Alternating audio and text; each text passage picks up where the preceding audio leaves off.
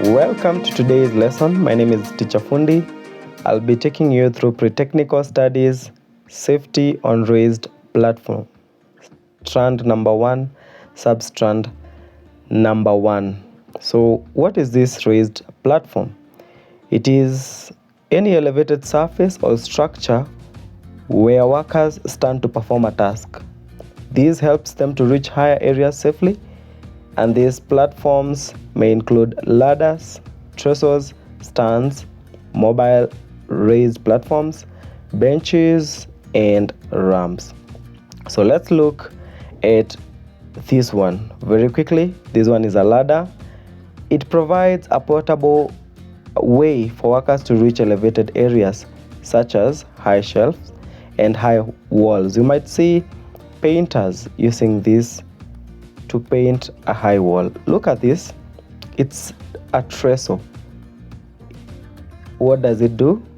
It supports work surfaces or planks for tasks like painting, construction, giving workers a stable, elevated surface. So things might be placed on top of such a platform to enable work to be easy to reach. The third one, look at this image. What we have here are steps. Sometimes when they are done on a building, we call them stairs. So what are these? They offer small portable platforms reaching slightly elevated areas, useful for quick and short tasks. So you might see these ones on stages, podiums, and other slightly elevated places like the doorway just outside the building. Look at this, it's a ramp. So ramps are used mostly to enable places to be accessible by a wheelchair. They allow easy access for people or equipment to move between different levels, often used in loading and unloading. So ramps can be portable or fixed on a building, like what you can see here. This one is a loading ramp, which is behind a lorry. You can see anything on wheels, a smooth surface that is helping you to climb an elevated stage or platform, then that is a ramp. Let's look at another one. Now our next is a stand.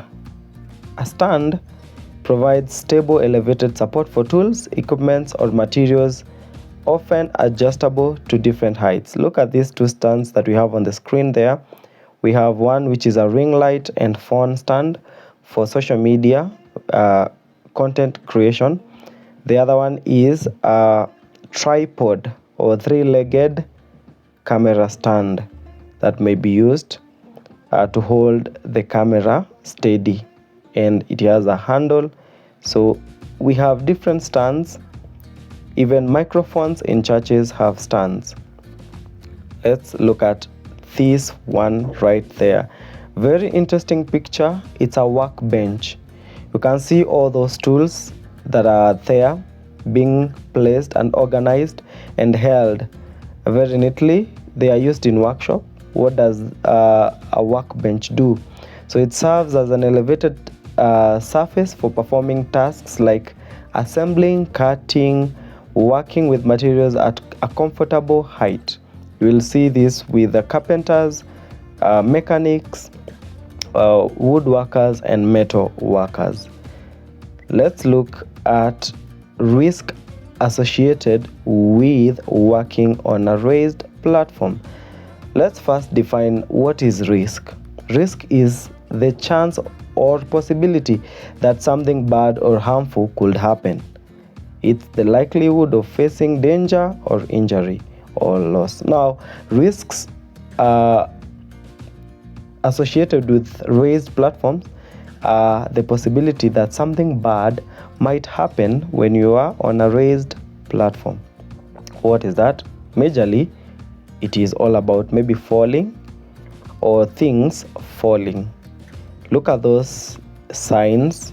There is one showing a danger sign, a fall risk, and there is also another one showing that falling from a high place. So let's look at the first risk, is falling from a height. You can see the man on this picture is falling from a ladder. You can see that, and he is holding a drill machine, which is a risk. The biggest risk is falling off from the platform, and that can lead to serious injuries, even death, as we'll be looking at later. Risk number 2, slips and trips. You can slip, you can trip, and if you are holding a sharp or pointed or drilling tool, it could be dangerous for you or for the people around you. So slips and trips. A raised platform can become slippery due to rain, oil, or loose objects, increasing the risk of losing balance. Look at this young gentleman on that ladder. If it was rainy, then the ladder would be a bit slippery. So be cautious when using such. The third risk is equipment or tools falling, and that comes with also the risk of that tool falling on another person below you. Look at that risk. Look at the image provided there. A tool falling from above is equivalent to a tool falling on a person below. Tools or materials can fall off the platform, possibly causing injury to the people below. So look at this excerpt from a fallen platform. Look at it, as it shows 6 more detained of a platform collapsing that killed 74. So we can see this is an excerpt from a newspaper, and this is a platform that has collapsed.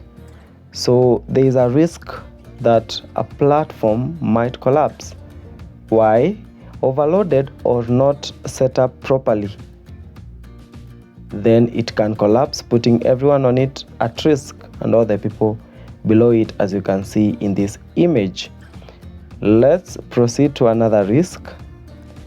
Another risk is electrocution. Look at it this way.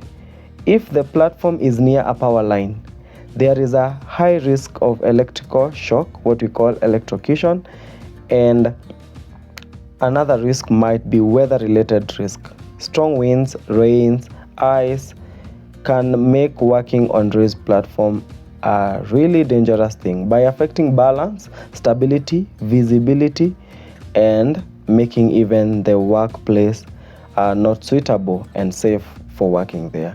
Unstable surfaces. Sometimes we need to climb a wall, but the surface or ground below it is slippery or unstable in some sort of way. If the ground or surface where the platform is set up is uneven, soft, it can shift or tip, increasing the chance of an accident. Lack of proper guardrails is also another risk. Without guardrails or safety barriers, there is a high chance of falling off the edge of that platform. Number 9, limited visibility. Poor lighting, fog, dust make it harder to see, increasing the chances of a misstep or a slip. Another risk could be fatigue. Working at heights can be physically and mentally tiring, which might lead to accidents or mistakes due to slower reaction to whatever is happening around you. 11, improper use of safety gear. We know how important that is. If workers do not wear or harness correctly or use the wrong equipment, the effectiveness or safety measure is reduced. The 12th risk is overcrowding. Look, too many people in a small or on a small platform rather can make it unstable, increasing the risk of falling, tripping, and this may bring these risks greatly jeopardizing the safety of these people. Look at these two images that we have on the screen. We are looking at equipment used on a raised platform. Some of them might not be necessary, but most of them there. Gloves, we have the belts and the straps, we have the reflector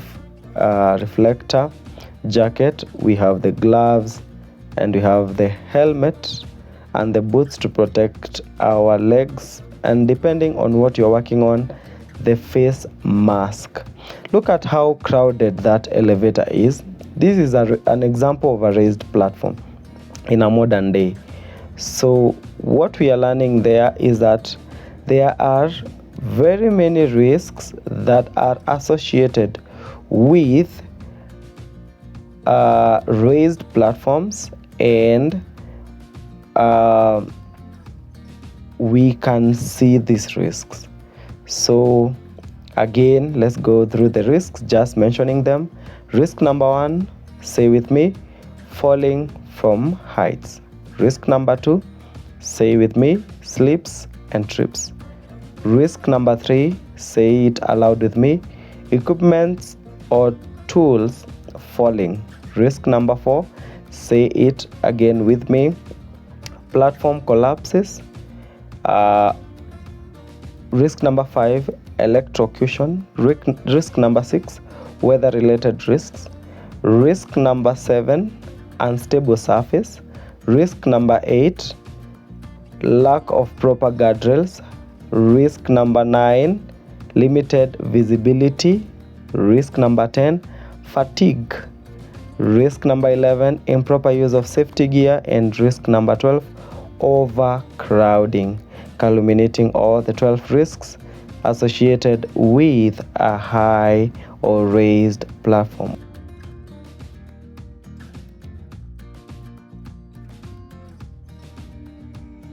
A 55-year-old farm worker was picking avocados on a farm in rural New South Wales when the mobile elevating work platform, also known as an EWP, he was operating, overturned. He suffered serious injuries and tragically lost his life. If you're harvesting fruit high off the ground, you need to do it safely.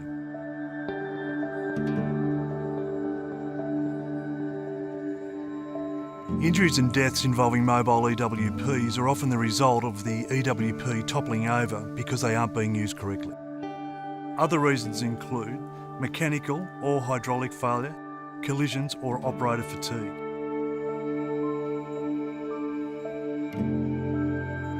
There are several steps that you can take to stay safe. First, consider whether using the EWP is the best option. Second, use the right EWP. There are different types and some are more suited than others, depending on the job. For example, orchard mobile EWPs are specifically designed for workers who pick fruit and maintain orchard trees. If possible, use an EWP with a self-levelling chassis to access greater heights, especially on uneven ground. Workers should have access to a two-way radio, mobile phone or some form of mobile communications. Workers must always wear a harness and lanyard and ensure that they are connected to an approved anchor point on the platform at all times. Lastly, ensure that all equipment is regularly inspected and well maintained, and always follow the instructions of the manufacturer or a competent person. Workers should be trained and inducted for that specific farm, job and equipment, and understand the limitations and safety features of the equipment being used. They should also be fit for duty. This means they are well rested, hydrated and not under the influence of alcohol or drugs. Provide adequate supervision and work in pairs or more whenever possible. Use the mobile EWP in the right place, the right way. The ground level should be measured and marked on a map to help identify areas which are beyond the maximum operating slope of the machine. Be aware of shifting or soft ground, particularly after heavy rain. Identify any no-go areas and put controls in place to prevent workers or equipment accessing these areas. Only operate the machinery on grounds that are within the machine's capabilities. Check weather forecasts for inclement conditions like high wind speeds and ensure the machine is designed to operate in these conditions. We're here to help. If you have questions or need advice, visit our website or call us to book a free advisory visit to your farm.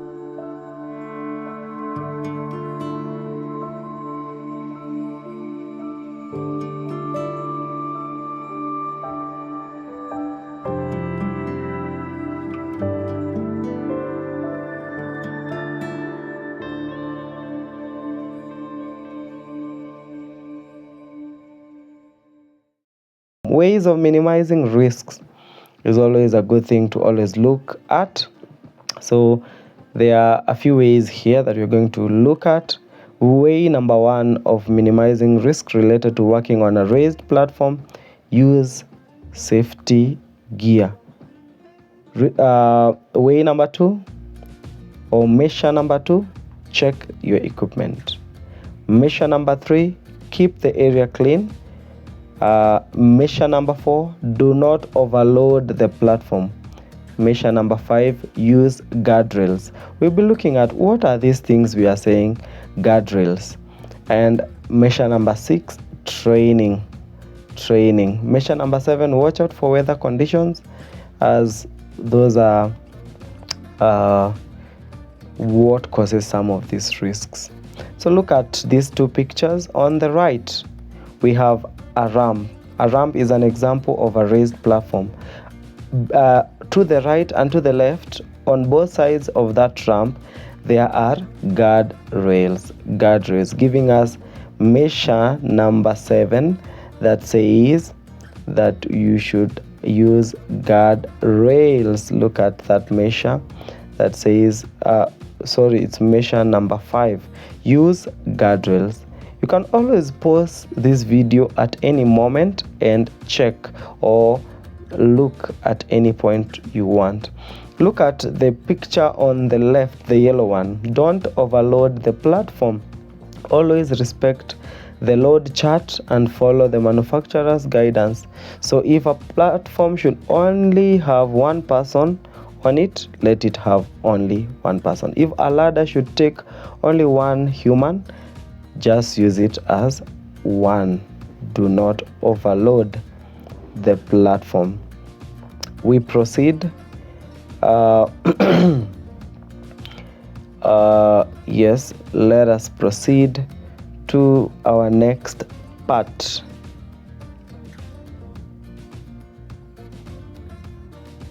Importance of observing safety when working on a raised platform. First of all, we have known that raised platform are very important and useful because they enable the worker to work at the required height or reach high heights, so that to work and we have seen the risks involved. We have also seen the measures that can stop these risks, and now we are asking ourselves, why is it important to observe those measures or those safety when working on raised platforms? And we can see our first point is prevents falls and serious injuries, ensures a stable working environment, reduces the risk of equipment or tools falling, promote compliance with safety regulations. What does that mean? Promoting compliance with safety regulations means that when you observe these safety measures, you are also observing safety regulations set by one, the manufacturer of that item that you are using; two, your managers and the people above you in the place you are working; and the laws of the land. Compliance means being